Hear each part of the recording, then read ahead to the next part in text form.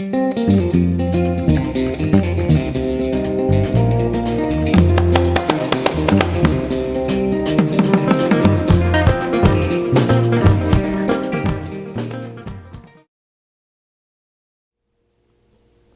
my name is Stanley Heller. Welcome to The Struggle. The Struggle is shown on 20 cable stations from Vermont to New York City and 24/7 on the internet at thestruggle.org. The Arab haters are at it again. The Israeli paper Haaretz reports that the University of California, Santa Barbara, is investigating allegations of improper conduct and anti-Semitism against sociology professor William I. Robinson for sending an email to 80 of his students in January that contained pictures of Jews killed by Nazis and similar photos of Palestinians killed by Israelis during the recent Israeli offensive into Gaza. And the offense here? Is it now anti-Semitism to complain about the murder of Palestinians? During Israel's 3-week offensive, they killed over 400 children. One family lost 29 people. They flattened the American International School, bombed UN warehouses. They even bombed a cemetery. And to complain about this is considered anti-Semitism? Garbage. People shouldn't stand for this kind of intimidation by Arab haters. Go to our website, thestruggle.org, and find out ways how you can help Professor Robinson. On our show today, an interview with Richard Greeman, activist, professor, translator, and authority on Victor Serge. We interview him about his new book, a collection of essays of 40 years of his political writings. In Middletown, I'm speaking with Richard Greeman, who has just published Beware of Vegetarian Sharks, Radical Rants and Internationalist Essays. And we're going to talk about his book. Hi, how are you? Very well, and very glad to be here in Middletown, where I spent a part of my life. Now, what is a vegetarian shark? Have you ever heard of clean coal? Have you ever heard of Exxon going green? Have you ever heard of humanitarian war? All of these are sharks that pretend to be vegetarians. Now, if I may show the cover, you see what's happening here. We have a big shark called capitalism, and then we have two little guys that look like me and Stan, and we're waving, "Be nice, reform." But as you can see, capitalism is just about to devour them. The lesson of the story is very simple. Capitalism can no more reform than a shark can become a vegetarian. And if we think it's going to reform, and if we wait around for it to be reformed, this will be our fate. Well, let's go first into your background. You're a retired professor? Right, but I'm not retired as an intellectual or as a movement person or as a thinker. Where did you teach? I taught right up the hill here at Wesleyan until I got kicked out, subsequent to an anti-Vietnam War speech I made in Hartford in front of about 6,000 people.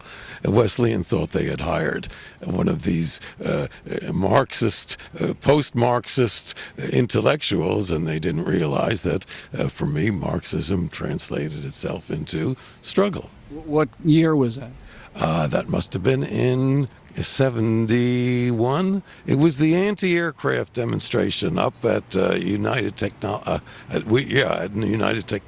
in Hartford. And you also taught in, was it University of Hartford? I taught subsequent to a few years of unemployment, I taught at the University of Hartford, and previously I had come from Columbia University. Columbia University, 1968. You write about that in the book. For those who don't know about it, what would you tell them? Well, in 1968, in the United States, as well as in France and in Czechoslovakia, there were massive revolts all over the country. Students revolting against the war in Vietnam, blacks revolting against racism and terrible living conditions and so on, as well as in Czechoslovakia. And it came to a head in New York at Columbia University, where I happened to be teaching at the time. I was just finishing my doctorate. And In what subject? well, the subject of my doctorate is something I talk about in this book. Victor Serge, a Russian writer who happened to write in French, and who, to me, incarnates the purity and the soul of the Russian Revolution, and who was an early victim of Stalin, or rather, an early opponent of Stalin and of communist totalitarianism, and whose books are marvelous. So what was going on in Columbia? Well, the students had shown up the administration for collaborating with the war machine. They were doing secret research that was being used for torture and other purposes in Vietnam. And to do this, they had broken into the president's office and Xeroxed his secret files. So these students were expelled. And we thought that that was unfair. My own take on it was publish or perish. There's no place in a university for secret research. That's for the CIA or somebody else. That was one issue. Another issue was that Columbia University was taking over a park on Morningside Heights, a public park, which on the bottom side it was sort of a cliff-like affair. On the bottom side was Black Harlem, and on the upside was Columbia, whose slogan was "Who owns New York?" That's the fight song of the Columbia football team. Yes, who owns New York? So they grabbed this piece of park to make a gym for the Columbia athletes. And of course, the people down below were not exactly thrilled about this. So that was the other issue. And so the students started to sit in and to make demands, and finally several buildings were taken over.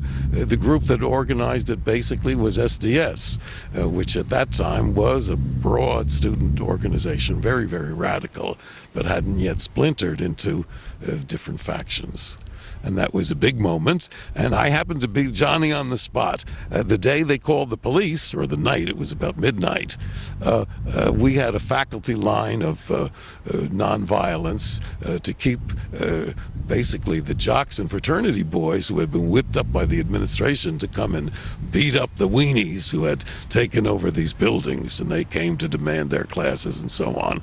Of course, I stood out there and just joked with them. I said, "Oh, you're so eager for a 9 o'clock class, I never saw you up this early before." So when the police finally came, I was in front of the administration building with a bunch of other faculty, and the police were filtering in because their command post was there. So we were sort of having a line that just filtered them through. But one cop, they were plainclothesmen, and I challenged one of these cops, and he whipped out a billy club from his sleeve and smacked me over the head, and I went down, but not out. And when I realized that I was all bloody, I got up and showed it to the press and the people that were assembled, and it made the front page of the New York Post the next day. Of course, my name is spelled wrong.